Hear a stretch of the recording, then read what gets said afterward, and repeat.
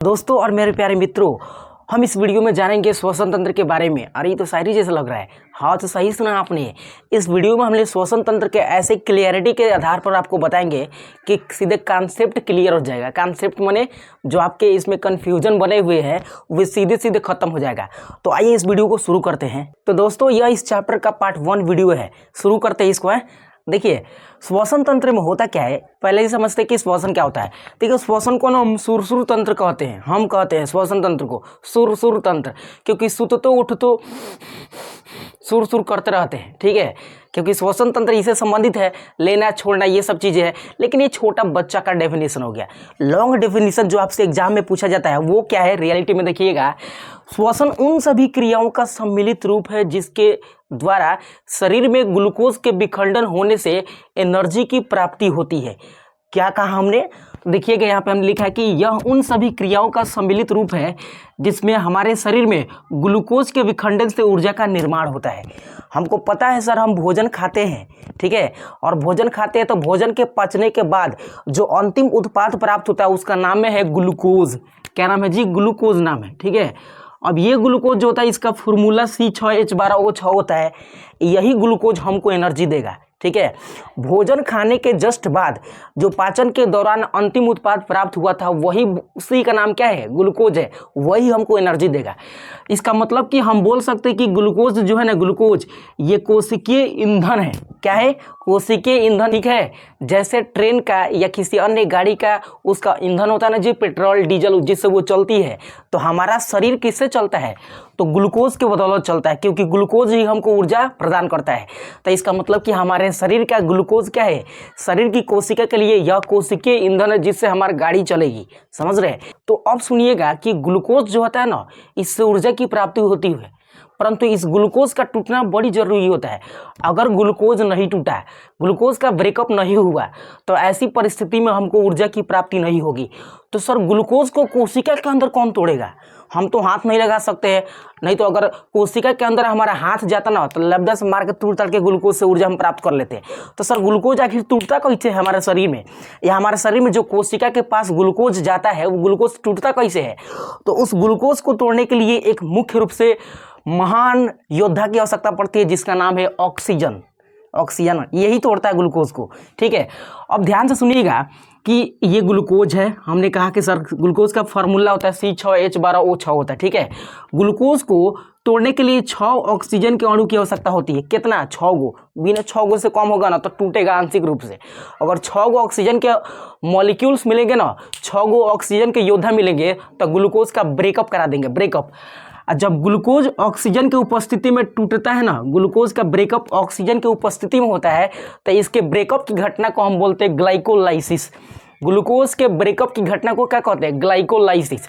अब ग्लूकोज का जब ब्रेकअप करेगा ना कौन? ऑक्सीजन, तो इससे बनेगा CO2। 6 गो कार्बन डाइऑक्साइड के मॉलिक्यूल्स बनेंगे। और 6 गो कार्बन डाइऑक्साइड के मॉलिक्यूल्स को कोशिका कहती है आई हेट यू, मतलब तुम निकल जाओ यहाँ से, तुम्हारा कोई जरूरी नहीं है। हमको केवल और केवल किससे मतलब है? ऊर्जा से, ताकि हमारे शरीर का मालिक सही से काम कर सके। तो 6 गो कार्बन डाइऑक्साइड के अणु बनते हैं परंतु फरार हो जाते हैं शरीर से। कोशिका उनको त्याग देती है और नाक के द्वारा हम करते हैं सुर, बाहर निकल जाता है। उसके बाद 6 गो जल के अणु बनते हैं और यही 6 गो जल के अणु हमारे शरीर में रहते हैं या निकल भी जाता है। जल का तो काम है ही हमारे पास। ठीक है, और ऊर्जा ऊर्जा को तो जाने नहीं देगा कोशिका। अब यही कोशिका ऊर्जा को रख लेता है। मतलब ऑक्सीजन के उपस्थिति में ग्लूकोज का ब्रेकअप हुआ जिससे ऊर्जा की प्राप्ति हुई। ठीक है, लेकिन यह ऊर्जा उतना बृहद रूप से नहीं होता है। अब इतनी ही क्रिया जानते हैं 2 चरणों में संभव होता है, सफल होता है। ठीक है, सक्सेस होता है। तो 2 चरण में सबसे पहला है अवायवीय श्वसन, जिसको बोलते हैं एनारोबिक। इंग्लिश में क्या बोलते हैं? Anaerobic respiration. एनारोबिक या अवायवीय श्वसन का मतलब होता है कि इस श्वसन में ऑक्सीजन की कोई आवश्यकता नहीं होती है। अरे हम हैं। ठीक है, तो ये चीज़ें आपने समझा होगा। तो हमने कहा कि श्वसन की क्रिया जो होती है 2 चरणों में पूर्ण होती है। सबसे पहला चरण होता है एनारोबिक। इसका मतलब कि इसमें ऑक्सीजन की कोई आवश्यकता नहीं होगा। मतलब थोड़ा सा भी अगर ऑक्सीजन मिलेगा ना तो ग्लूकोज का ब्रेकअप होगा जरूर। तो हमने इसमें लिखा है कि यह श्वसन का प्रथम चरण है जिसमें ग्लूकोज का विखंडन ऑक्सीजन की अनुपस्थिति में होता है। मतलब इस श्वसन की क्रिया में ना ग्लूकोज को तोड़ने के लिए ऑक्सीजन का कोई काम नहीं है। ठीक है। तनिष्क को अगर ऑक्सीजन मिलेगा ना थोड़ा सा भी आंशिक रूप से तो ग्लूकोज टूटेगा, ठीक है। और ये कोशिका द्रव में होता है, मतलब कोशिकाओं, हमारे शरीर के पास बहुत सारी कोशिका है या किसी जानवर जीव जंतु के पास बहुत सारी कोशिका है, तो उन कोशिकाओं के ना सपोज डेट की दिस इज ए सेल या एक कोशिका है, इसके अंदर कोशिका द्रव होता है। कोशिका द्रव का मतलब कि इसके अंदर पानी होता है और इसी पनिया के अंदर फर्स्ट चरण होता है जिसको बोलते हैं अवायवीय श्वसन। तो ये तो अनुपस्थिति में होता है, परंतु कहाँ होता है तो कोशिका द्रव में होता है, समझ रहे हैं, जिससे 2 अणु पाइरुवेट का निर्माण होता है। 2 अणु, पाइरुवेट भी ऊर्जा का ही रूप है। जब यह पाइरुवेट अगले श्वसन के चरण में टूटेगा तो बहुत ज़्यादा एनर्जी मिलेगा, समझ रहे हैं। तो यहाँ पे ऑक्सीजन की अनुपस्थिति में कोशिका द्रव में ग्लूकोज का आंशिक विखंडन होता है, हम ये कह सकते हैं, क्योंकि इसमें 2 अणु पाइरुवेट का निर्माण होता है। कितने अणु? 2 अणु। अब 2 अणु पाइरुवेट फिर टूटेगा ना तब ऊर्जा मिलेगा, ठीक है। इसमें कम ऊर्जा का निर्माण होता है, सही बात है, क्योंकि 2 अणु पाइरुवेट बन ही रहा है। अब जब पाइरुवेट जब तक विखंडित नहीं होगा ना तब तक ऊर्जा प्राप्ति नहीं होगी, कंफर्म है ये चीज़, ठीक है। तो हम कह सकते हैं कि इसमें कम ऊर्जा का निर्माण होता है और श्वसन का प्रथम चरण हमारे अंदर न होकर जितने छोटे छोटे जीव होते हैं ना, जैसे वायरस, बैक्टीरिया, प्रोटोजोआ या ईस्ट हो गया, कवक हो गया, इन सब के शरीर के अंदर ये श्वसन का चरण होता है, ठीक है। हमारे अंदर होता है पर इतना ज़्यादा एनर्जी हमको नहीं मिलता है। फिर इस पाइरुवेट का टूटना बड़ी जरूरी होता है। तब पाइरुवेट को टूटने के लिए श्वसन का दूसरा चरण से गुजरना पड़ता है और दूसरे चरण को बोलते हैं वायवीय श्वसन, यानी एरोबिक रेस्पिरेशन। वायवीय श्वसन का मतलब है कि यहाँ ग्लूकोज या पाइरुवेट का विखंडन ऑक्सीजन की उपस्थिति में होगा, मतलब यहाँ पर ऑक्सीजन के सामने सामने ग्लूकोज का ब्रेकअप होगा, वो देखेगा एकदम, ठीक है। तो देखिए हमने इसमें लिखा भी है कि श्वसन के प्रथम चरण में बना पाइरुवेट, प्रथम चरण में पाइरुवेट बना था, इसके पूर्ण ऑक्सीडेशन यानी पूर्ण ऑक्सीकरण के लिए, यानी पाइरुवेट का यहाँ पे पूर्ण रूप से क्या होगा, ऑक्सीडेशन या ऑक्सीकरण या विखंडन होगा, ठीक है। इसके लिए ये माइटोकॉन्ड्रिया में चला जाता है। मतलब जो पाइरुवेट बना था ना श्वसन के प्रथम चरण में, यह कोशिका द्रव से निकलकर कोशिका में एक भाग होता है जिसको माइटोकॉन्ड्रिया कहा जाता है। ये पाइरुवेट चला जाता है कहाँ? माइटोकॉन्ड्रिया के अंदर। माइटोकॉन्ड्रिया को हम हिंदी में सूत्रकणिका कहते हैं, जैसा कि आपको यहाँ पे दिख रहा है। ये सूत्रकणिका जो है ना, इसके अंदर पाइरुवेट जाता है ताकि फिर से उसका क्या हो, विखंडन हो, और यहाँ पे ऑक्सीजन एकदम उसके सामने फ्रंट में होगा। अब वो देखता रहेगा कि ब्रेकअप कैसे हो रहा है पाइरुवेट का। जब इस माइटोकॉन्ड्रिया के अंदर ना उस पाइरुवेट का विखंडन होगा तो उस पाइरुवेट के विखंडन से क्या क्या मिलेगा, देखिएगा। पाइरुवेट के विखंडन होकर CO2 यानी कार्बन डाइऑक्साइड, ATP का निर्माण होगा। किसका निर्माण होगा? ATP। ATP एक ऊर्जा का क्या है, एक भाग है, यानी जिसके अंदर ऊर्जा क्या होता है, संचित होता है। जैसे बैलून के अंदर हवा होता है या उसमें पानी भर सकते हैं, उसी तरह से ATP एक बैलून टाइप का ही है जिसके अंदर क्या होता है तो ऊर्जा होता है। यही ATP का जब विखंडन होगा ना तब मिलेगा ऊर्जा एकदम भरपूर मात्रा में, समझ रहे हैं। तो हमने कहा कि जब ऑक्सीजन की उपस्थिति में माइटोकॉन्ड्रिया के अंदर ATP नहीं, पाइरुवेट का विखंडन होगा तो उससे बनेगा CO2 और ATP, है ना। CO2 तो निकल जाएगा क्योंकि कोशिका का ये इसमें काम है नहीं कोशिका का, ठीक है। लेकिन ATP को तो कोशिका जाने नहीं देगी, कहेगा कि जाने नहीं देंगे तुझे, ठीक है, ऐसे कहेगा ATP को कोशिका, है ना।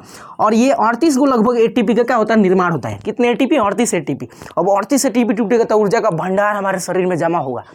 और जब ऊर्जा बन जाएगा ना, जब ऊर्जा बन जाएगा तो ऊर्जा को रखने की जिम्मेवारी, यानी ऊर्जा का ATM या ऊर्जा का गृह या पावर हाउस ऑफ एनर्जी किसको कहा जाता है, तो माइटोकॉन्ड्रिया को ही तो कहा जाता है। माइटोकॉन्ड्रिया को ऊर्जा का विखंडन उसी के घर के पास हो रहा है और ऊर्जा को वही ऊर्जा क्या करेगा, वो रख लेता है, ठीक है। तो माइटोकॉन्ड्रिया को ऊर्जा गृह कहा जाता है, पावर हाउस कहा जाता है, या ऊर्जा का ATM या बैंक, जो भी कहिए सब कह सकते हैं, ठीक है। क्योंकि उस ऊर्जा का मालिक कौन होता है, माइटोकॉन्ड्रिया।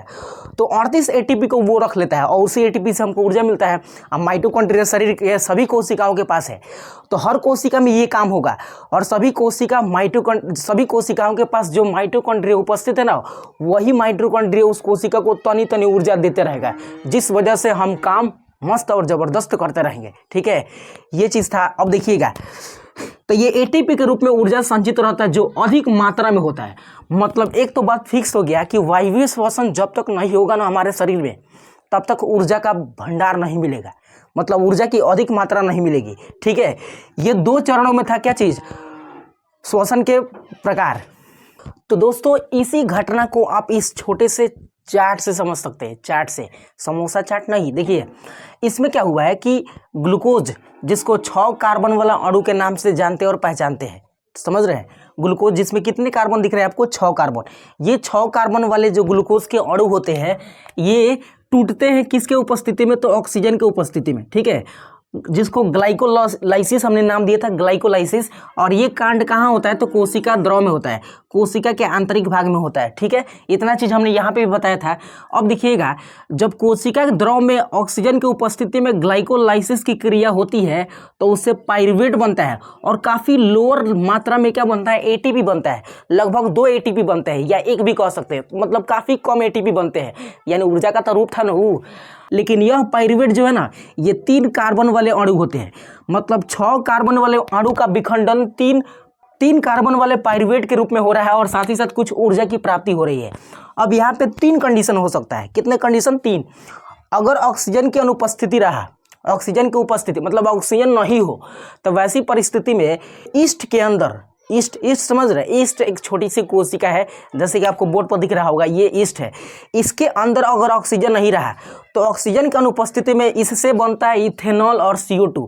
इथेनॉल वही चीज है जिसको शाम को लोग रोज 2-2 गिलास, 1 गिलास, या होली के दिन में एकदम काढ़ी पीते हैं और दिन भर दबंगई करते हैं, मतलब दारू है, एल्कोहल है। तो एल्कोहल का निर्माण होता है, मतलब दारू बनाने वाले जितने लोग होते हैं ना, वो सब यही कांड कराते हैं, ठीक है। ऑक्सीजन की अनुपस्थिति में ईस्ट उसमें डाला होता है, ईस्ट ज़्यादा होता है, ईस्ट छोटे छोटे जीव बन जाते हैं, और जब ऑक्सीजन इनको नहीं मिलता है ना, तो ऑक्सीजन नहीं मिलता है, तो इस कंडीशन में वो अपने आप से इथेनॉल बनाना शुरू करते हैं, दारू बनाना शुरू करते हैं, ठीक है। और CO2 तो बनता ही है साथ साथ।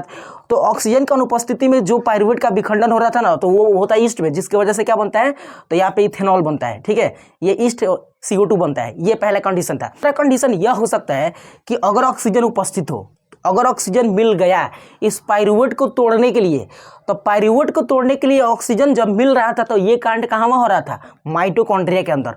तो देखिए ऑक्सीजन उपस्थित है तो माइटोकॉन्ड्रिया के अंदर जो पाइरुवेट ये टूटेगा, तो क्या क्या बनेगा, CO2 जो बाहर निकल जाएगा, H2O शरीर में रह सकता है या बाहर भी निकल सकता है, ठीक है।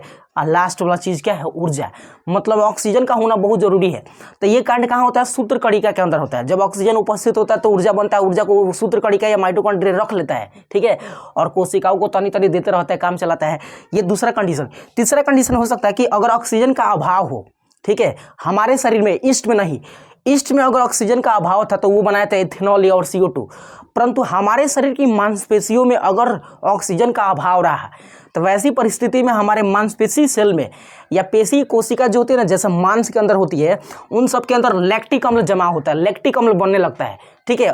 किसकी अनुपस्थिति में, तो ऑक्सीजन की अनुपस्थिति में लैक्टिक अम्ल बनने लगता है।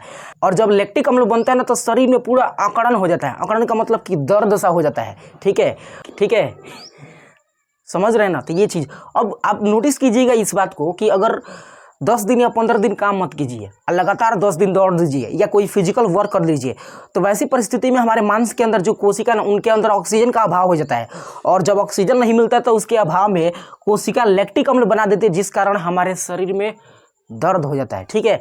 तो ये श्वसन के 2 टाइप्स थे, आपको समझ में आए कि नहीं है, कमेंट में अभी कभी रिप्लाई दीजिए, ठीक है। और नए हैं चैनल पर तो सब्सक्राइब भी कर लीजिएगा, क्योंकि ये पार्ट 1 वीडियो था, और चैप्टर 1 तो बायोलॉजी का हमने बताइए दिया था, फिजिक्स का चैप्टर 1 बता दिया था, केमिस्ट्री का चैप्टर 1 बता दिया था, और बायो का ये चैप्टर 2 है, ठीक है।